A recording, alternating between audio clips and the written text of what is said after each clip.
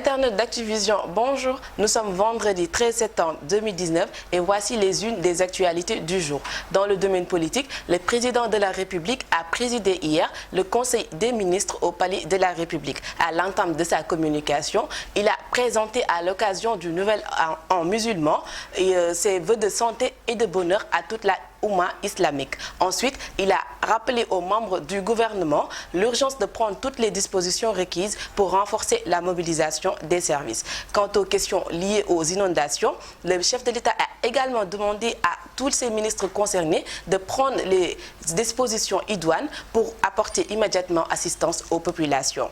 Succession de feu Ousmane Tanor Dieng à la tête du Haut Conseil des collectivités territoriales, le président a choisi Aminata Mbengue Ndiaye, nomination qui, selon la RFM, pourrait cependant être retardée par le chamboulement que cela va entraîner. Affaire Karim Wade, alors que les Sénégalais croyaient qu'il était retenu en exil forcé, l'on se rend compte qu'il fait des voyages librement. Les Sénégalais commencent à se demander s'il ne leur a pas vendu du vent.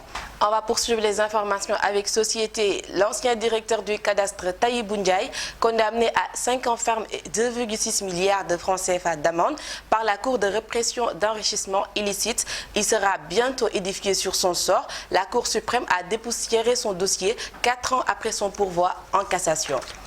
Interdiction du port du voile à l'Institut Jeanne d'Arc. Les parents d'élèves expulsés n'ont pas apprécié la posture adoptée par le ministre de l'Enseignement national. Selon eux, il aurait été plus judicieux pour Mamadou Talla de les convier à leur rencontre avec la direction de l'école afin de défendre les intérêts de leur fille. La polémique sur le livre du professeur Iba Der Thiam continue.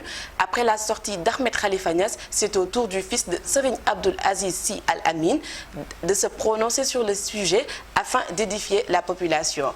Aminata Tall, ex-présidente du Conseil économique, social et environnemental, a réagi à l'information selon laquelle l'Institut se trouverait en mauvaise passe financière. Selon elle, lorsqu'elle a quitté l'Institut, le solde budgétaire était de 2 507 938 931.